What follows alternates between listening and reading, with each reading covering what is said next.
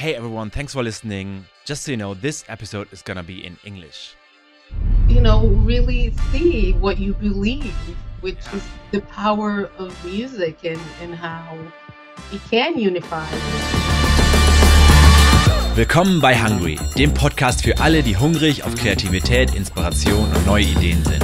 Ich bin Simon Heeger, Mitgründer von zwei, Musikproduzent und Unternehmer. In jeder Folge lade ich spannende Gäste zu mir ein und während wir aufs Essen warten, reden wir über die Themen, die uns antreiben. Kreativität, Mindset und den Weg zu beruflicher und persönlicher Erfüllung. My new guest is Electronic Arts Senior Music Supervisor Raphaella Lima. Essen ist auf dem Weg, also let's go.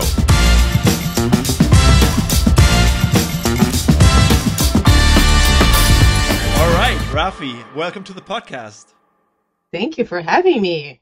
Of course, it's a huge honor. Raphi, for everyone who doesn't know you, in a nutshell, what is it you do for a living? For a living, I do music supervision, marketing, and partnerships over at Electronic Arts. So music for video games in a nutshell. Well, I mean, that's, I think, kind of like a understatement. You've been working at EA for, I think, 22 years now, closely to that. Yes. And you are mainly responsible for all the amazing FIFA and Madden soundtracks. But I'm really curious, like, I knew you grew up in Brazil. So I'm curious, how did a girl from Brazil end up in the LA music industry? Like, what's your story? Um, wow. Let me give you the version. Let me see. I think taking chances. First I came here really young, like I was 17, and it was my chance to better my English. Didn't get too far. Here I am. But I came for college, and in college, graduating like year, I started to I got my first gig, like graduated with a gig, was very excited, and that was in the world of tech, but DVDs, right? But to me, it was like a discovery. It was the year 2000. I remember somebody like bumping into somebody and being like, "What do you do?" And they're like, "I work for this DVD company." Oh my God, ironically, like I'm drinking coffee out of their mug today, which I had it in over 10 years, but I found it in the cabinet just cleaning this weekend, and I was just like, oh, I gotta drink out of it. Anyhow, That's funny. I think that that's really where it started. It was my first gig. It was in tech. It got me into working with music. I think it was really where music, to me, being a music fan, growing up in Brazil and being a music fan, but sort of coming from a smaller place, my idea of working in music was being a musician. Like you had to be a musician and you were in a band, and that's what it is. And I never thought about the business side of it. And it was that was around the time where I had this job, and friends around me are working in music, and I started to really connect that I'm like, wow, there is a whole other universe here, um, that I was just not aware of as far as a business around something that I love. And Mhm. as I'm discovering this music thing, sitting there playing FIFA and Tony Hawk, I'm now understanding that, wait a minute, there are companies also behind, these games, this thing that we're playing here all day long. So um, it started as an internship, really. We were all, I had worked at this company, was working at this company. The company goes under. We're all sort of doing things, and at the time, putting music in video games as consultants. So doing things for Razor Scooter. That was the first game we Wow, worked okay. on, And but that was that's EA when already? pre-EA. So Oh, this is pre-EA. like Okay. even pre-EA. I think I lost your question. I was, you asked me the No, no, I question and I asked started how you answering. got there. Yeah, yeah. But Go ahead. that was what really, yeah, ignited the whole thing. Like we had Razor Scooter, we were working and putting music on a bunch of action sports videos. And Sibel, who were still at EA together, goes to an E3 Mhm. to pass us around as consultants. Let's get us more jobs, Right. doing music for games. And she comes back with a job with Steve. Steve had just started the music division at EA, and she comes back with this job. So And for everyone I'm who doesn't know Steve here, maybe have to introduce him to my Steve audience. Schnur, the head of Yeah. music for EA, also for the last 22 plus 23 years, who started this whole thing. It's really been the three of us, right? From the go, Steve Mhm. started, hires Sibel, and when I see her go, I remember being like, "Yo, I work for free. Like, I go back to being an intern. Like, all I do all day is play these games here," which really was like we all we did was play games Play and games. listen to music. And so yeah, FIFA and Tony Hawk were like the two obsessions. So I that mean, I showed can. up and that was the beginning.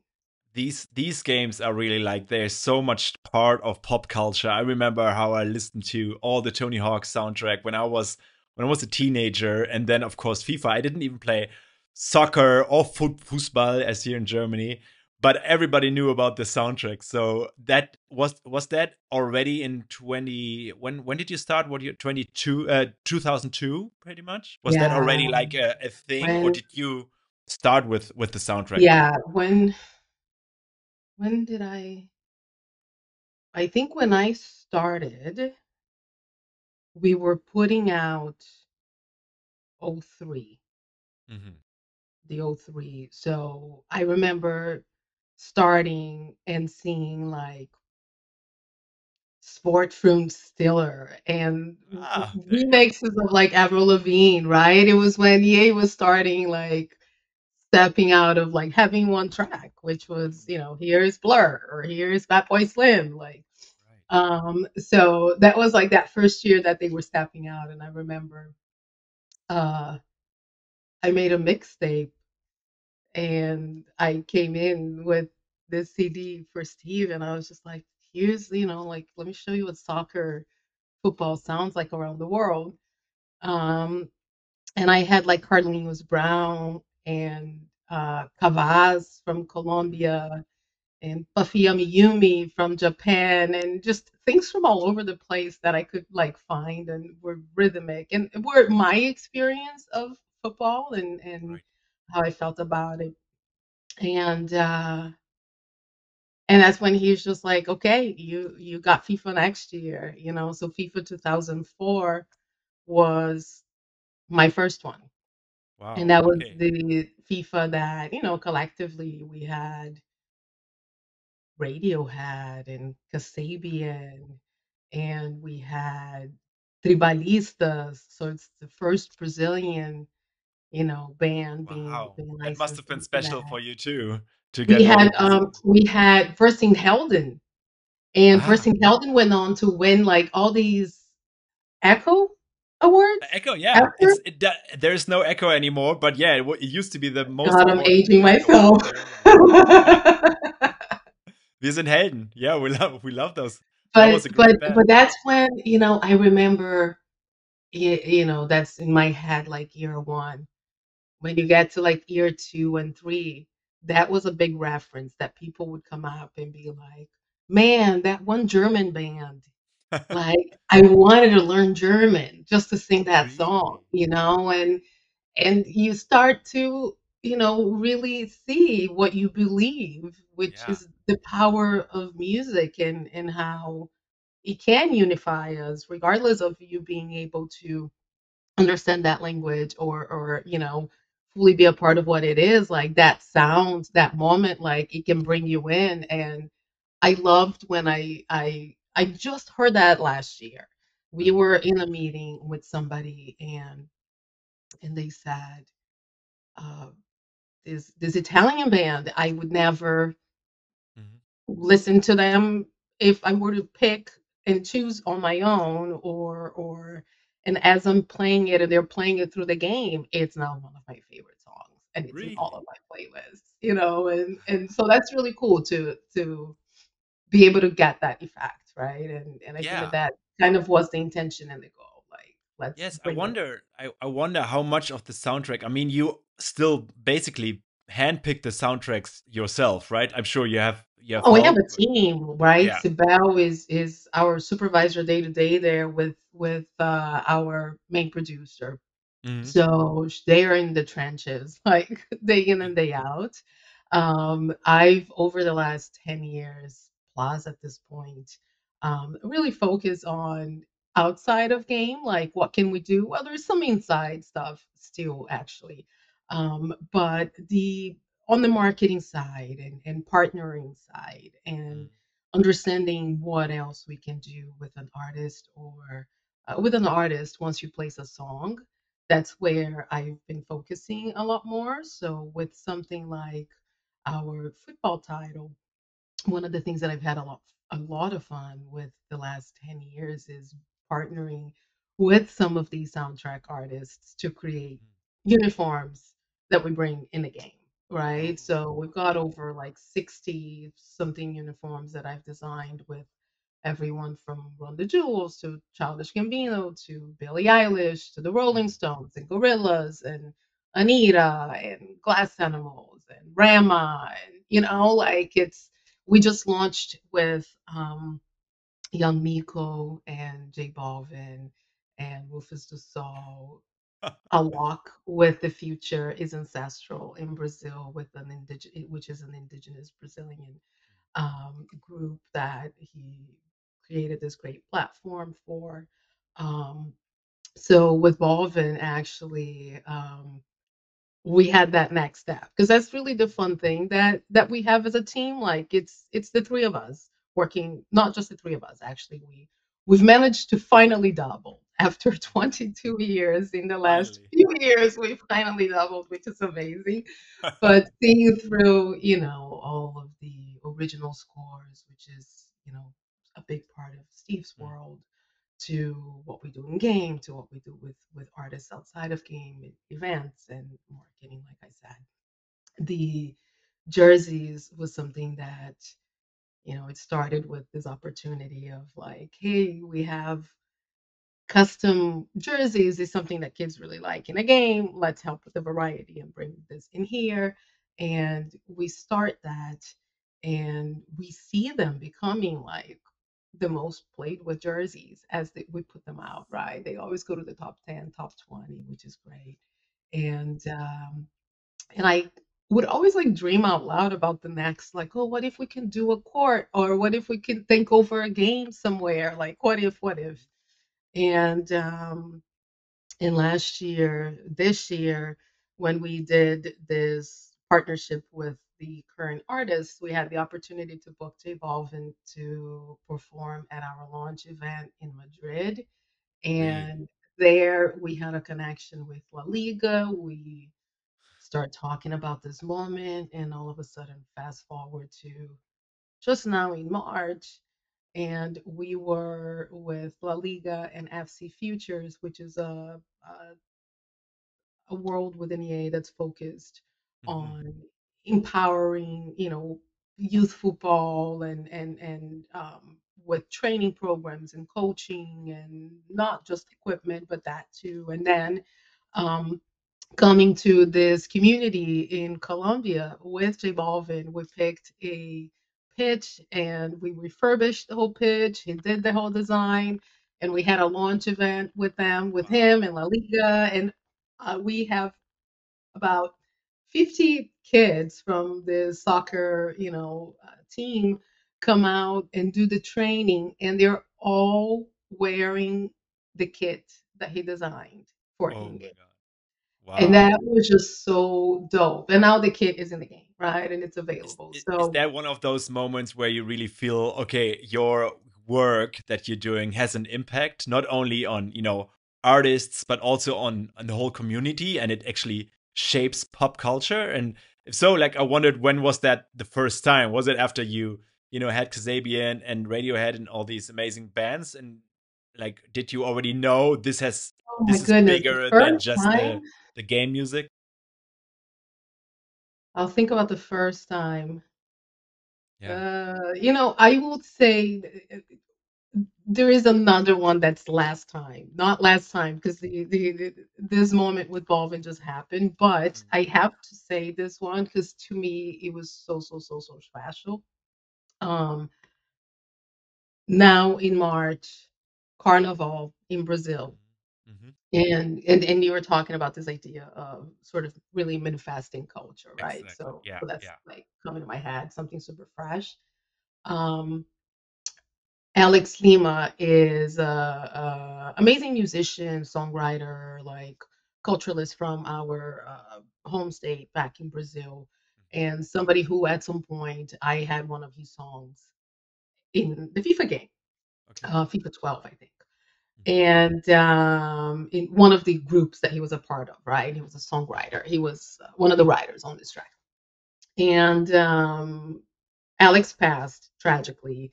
And this year, with Carnival, one of the samba schools did paid homage to his career, to his impact in music and the history of music in our state, and his cultural impact, because it was pretty powerful, all of the different things that he actually did.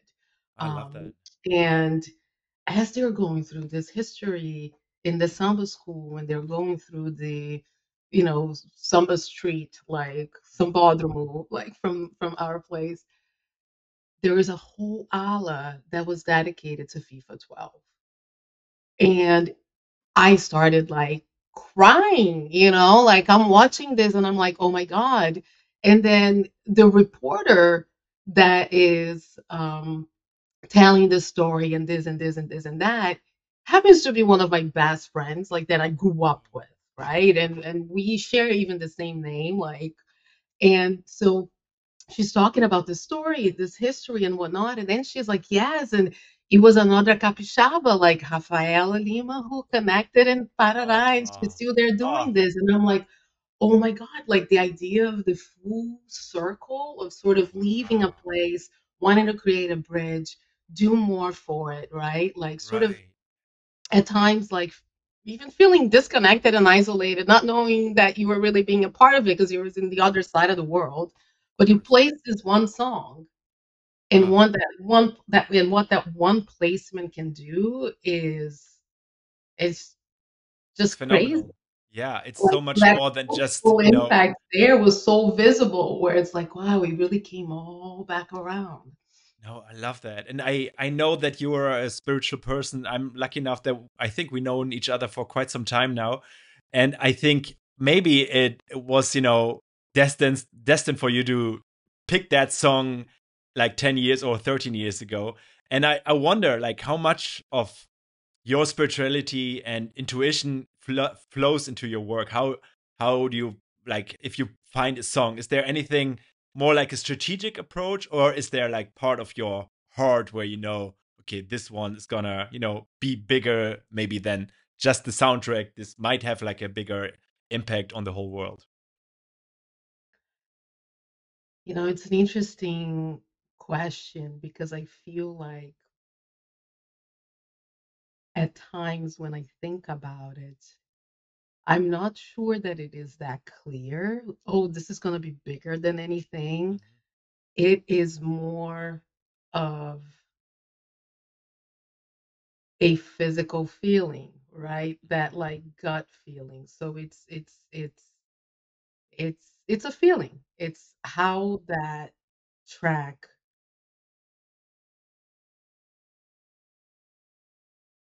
makes you feel, how that artist makes you feel, and it's powerful and you know that it's different. And I think that feeling is one that I very much cherish because it doesn't always come like as strongly, but then when it comes,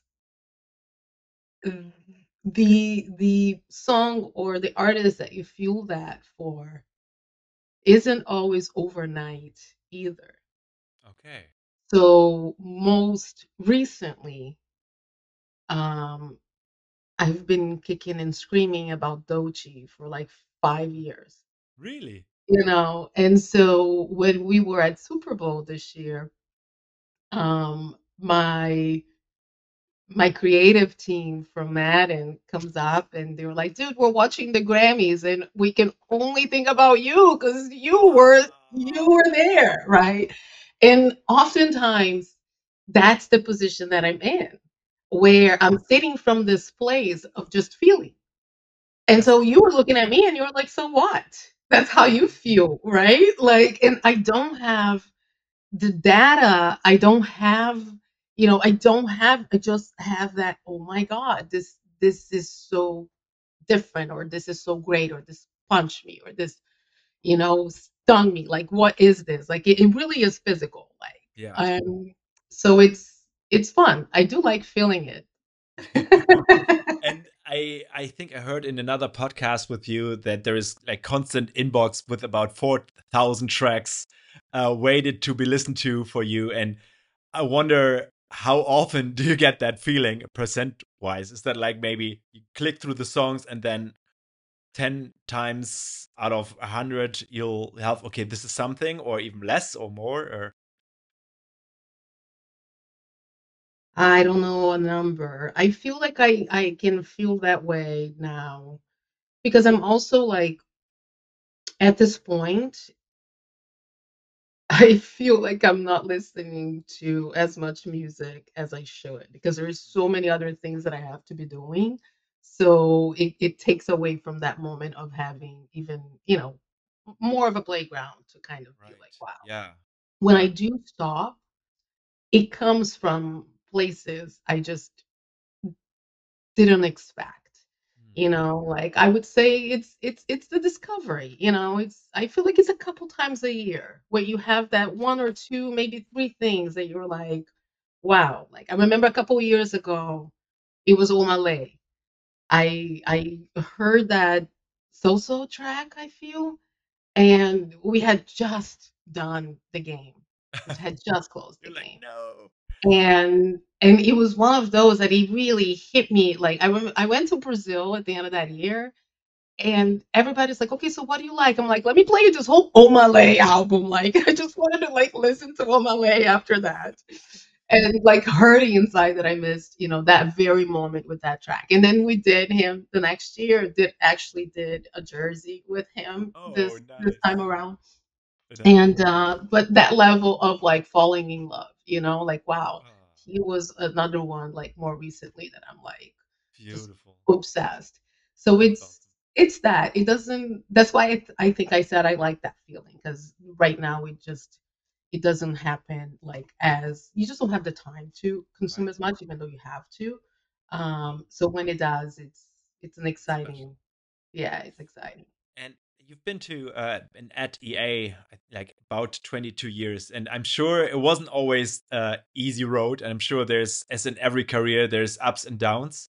And would you mind sharing like a moment where you were like, okay, I can't, maybe if there was a moment like that, I can't do it anymore. This is it. I gotta go somewhere else, or maybe do something else, and I can't do music and games anymore, or something like that.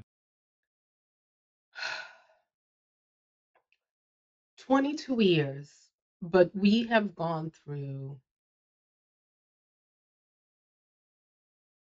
how many consoles? Mm, I don't know. 4 console transitions, just a lot of just ever changing, I think, opportunities that I never really looked at the job in that way as like, "Oh, I've had it." I think we have a unique position in our department where we are a small department. We're even smaller for a long forever. But working for every single product that the company does when it comes to music, programming that, helping with strategy, helping with execution, when it comes to marketing events and whatnot. And it's just very dynamic. So with the ever changing, with the non-constant of what it is like the gaming space. Because when we started When I started at EA, I remember part of our DAX to educate the music business as to what gaming could be and do for a band was the fact that one day we would be bigger than the Hollywood industry. Oh, Like we that really one day came believe so that. fast in our pitch and Yeah. surpassed it. Um, and then within that, we've seen like these different changes, and then you have a pandemic, Mm. and the pandemic happens, and the world stops. And momentarily, I felt life slow down for about 1 to 2 weeks. And then we were up and running again because gaming was on demand. Gaming didn't stop. And all of our equipment was already at home and we could be back at work. So Yeah. we're watching these industries die, right? And we're having to be like as productive as ever and now even more creative than ever. So I think between the challenges and the changes and the transitions and the evolution of tech and running lean and mean as a group, and then really having a leader like Steve too, who's very like entrepreneurial, right? He really does allow you to come on board and look at what is happening and delivering on what you need to deliver, but is there an extra idea? What is that extra layer, right? We're about Right. these layers. They're fun. Like, what else can we do? And what else can we do? Uh, And how else can we do it, constantly, right? Breaking constantly that pushing mold. it. So, Yeah. Mm. and so I didn't, I think truthfully, if I think about it, the Mm. times in which to me that might have gotten harder is when I became a mom, Oh, right? So then you have to like now, I took at first, which is unlike yeah. for anyone in America, I took a 6-month maternity leave with my first one. Which is a So lot in America, right? it's forever in Yeah. America. And then all I did in those 6 months was listen to Black Keys Brothers because she loved that album and it calmed her down. And that's all I listened to. So when I come back to work, and I have to be like programming a game and coming back. I felt so disconnected. I literally felt like an alien. I was like, this is only 6 months. How do I feel like I'm so just out of this pocket? Yeah. So I cannot imagine. This is actually a place that I connect with when I try to understand moms that take a longer break and then they are trying to come back into the marketplace because it's incredibly difficult. So It's not easy. I think Yeah. that's probably the times that I felt Wow. more challenged, right? Where I wasn't ready to let go of the Yeah. job and all of the things that Yeah. I needed to do with the job, but still like needed to figure out this motherhood thing. I think Oh, anyone who knows me with my first kid, everybody knows Luna because Luna was wrapped around me everywhere I went.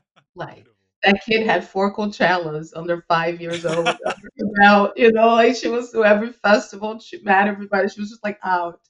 Because I was like, if I'm gonna still do this and I gotta take care of this kid, I'm gonna combine them, right? Yeah. And then the second kid comes and I'm like, I'm tired. Like you I'm coming back.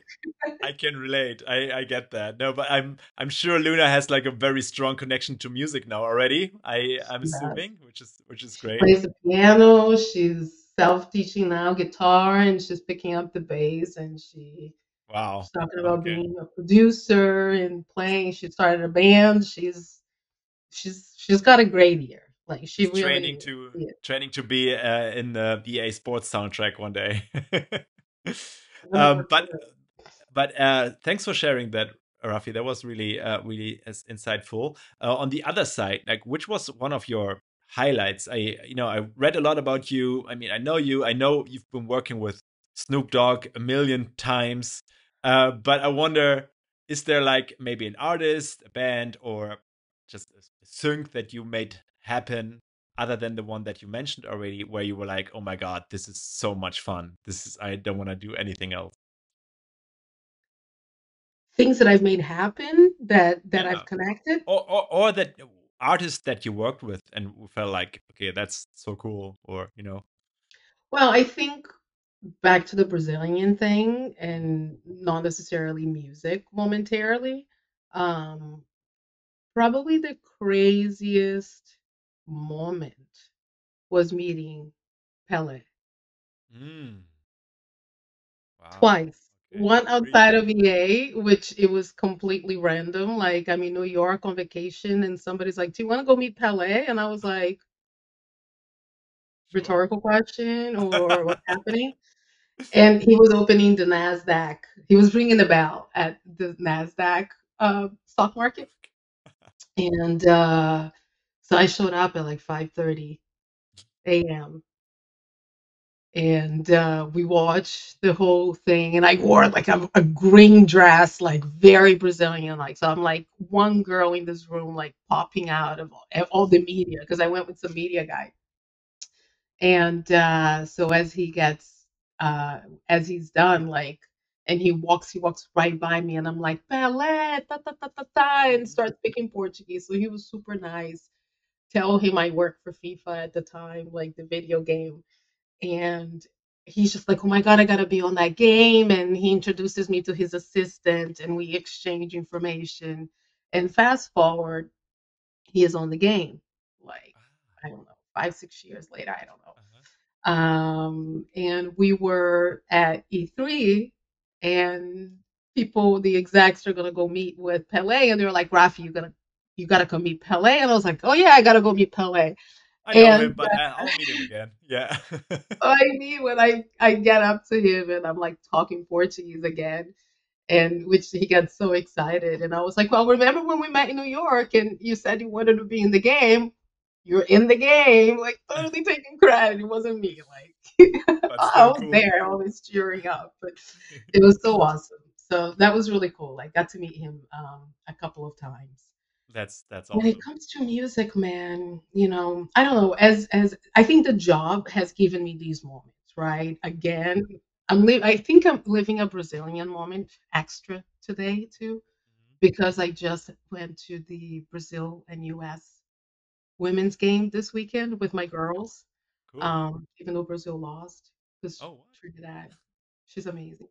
She did score on us. But um I'm super connected. But this job, like FIFA one was the first reason, and that one reason that I wanted to Right. work here. And then obviously it's so much more than that, right? There's just so many games that we have. Sims is one that I Mhm. can have so much fun with that too. And we're starting to really get extra fun there. And besides our sports titles and racing and whatnot. So but this job took me to the World Cup in Mhm. Brazil. Oh, wow. I went to every game. So Like, even to the game against Germany. Sorry, had to mention that. so the story goes, oh my God. So 7 years before, when Brazil gets announced as they're gonna host the World Cup, I go to my people and I was like, yo, when this time comes, like you need to hook me up with a ticket, right? They were like, okay, Rafi. 7 years go by, the time is now. And I'm like, hey, I'm here. Can you hook me up with a ticket? And he says, send me your wish list. And I'm like, I'll take anything. Like, beggars can't be choosers. He's like, Rafi, just send me your wish list. And I'm like, okay. So I go, starting with the opening game. Mhm. I map Brazil winning every game until the finals, and I go send him a list of the numbers, right? Because they're all like, Right. they're not numbers, they're not in those slots yet. So I'm like, game 58, game whatever, and I'm asking for all Right. those games. He comes back and he gives me like all the games except the finals. Oh. And I'm like, what? So I'm like just living my biggest dream of all times. Like I call my mom, I'm like, yo, I'm dumping my kid there with you. Like Luna was like 3 years old. And I start to like find friends that were in these different parts of Brazil to be like, yo, Come go to to the the game game. with me, get me a place to stay, right? Like, and I had my World Cup plan. So get to Brazil, and I went to Brazil with not just my tickets, but a backpack full of World Cup tickets. I Wow. did not take that backpack off until I got to Brazil and I handed off that backpack. I was like hardly breathing. Like it was the most uncomfortable trip of my life. Like so scared of that backpack vanishing.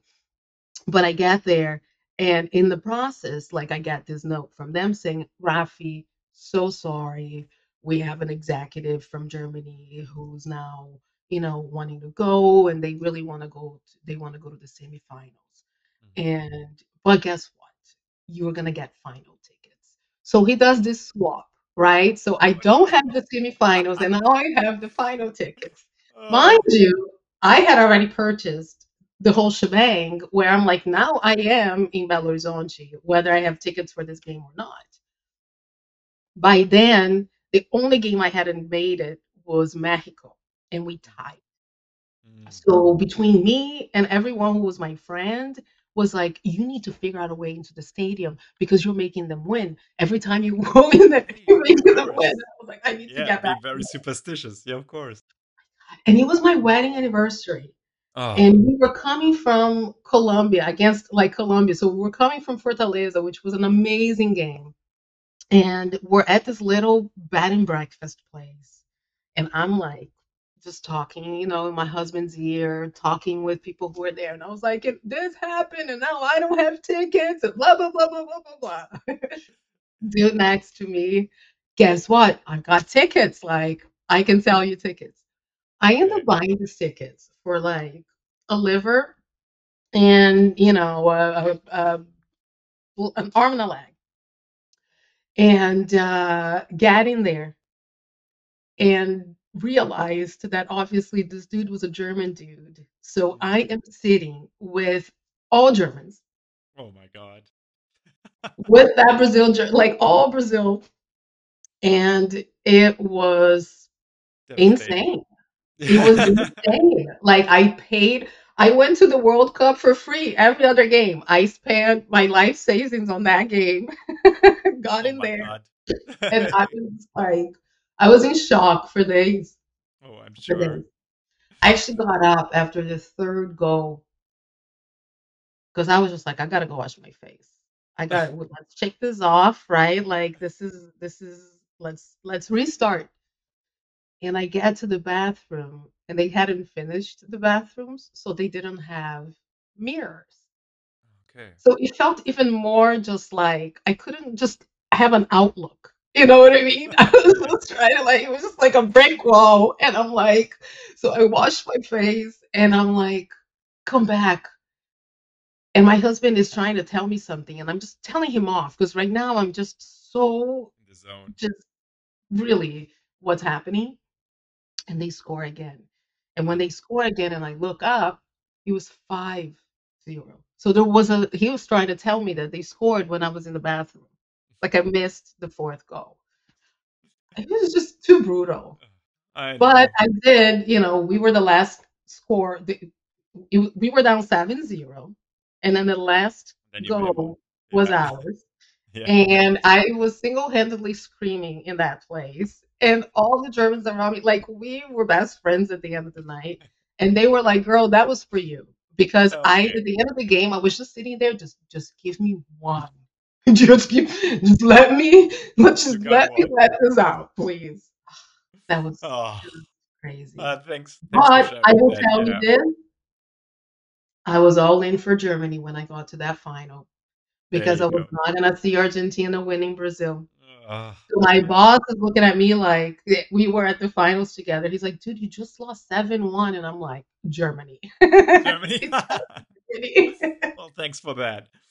Um, Rafi, we come to the end of our podcast. Thanks for sharing all these anecdotes. And I want to, before we come to the last question, I want to acknowledge you for all the work you've done for so many musicians in an industry that's not always very easy. I always acknowledge you, of course, for all the work that we've done, and want to thank you for the song that we got into FIFA a while ago. So that was, of course, like one of for the bucket list.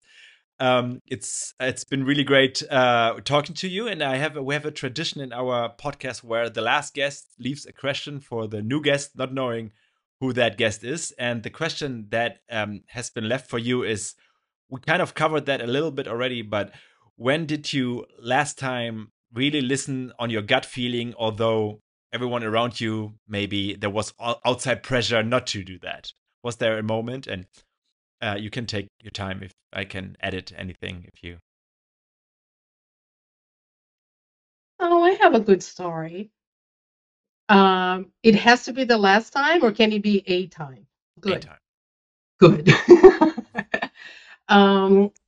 It was like 12 years plus ago at this point. And we were doing a Madden cover vote because it was actually the 25 years of Madden. So Madden was turning 25. So I think that was Madden 13 or 12. I can't recall, but it got turned into Madden 25 for the celebration of the anniversary. So as part of that, you as a fan had the opportunity to vote between Adrian Peterson, and Barry Davis to be on the cover. Um, the reveal moment comes. It's gonna be at ESPN Hard Rock in New York. And we were looking to partner with an artist that was going to do a couple of appearances at ESPN for us and then be a part of this moment as a celebratory moment to perform. Team really wanted Dr. Dre. And I'm like, guys, like we can't afford Dr. Dre. We can't get Dr. Dre now for whatever reason.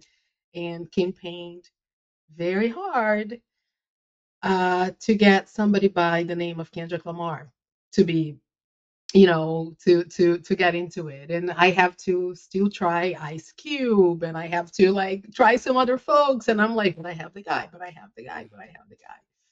And eventually we went for him, and we got him to do this, and he did two things for us at ESPN and did this moment at Hard Rock, which was really dope.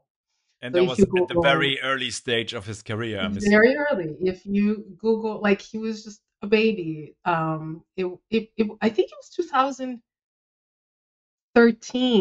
Wow.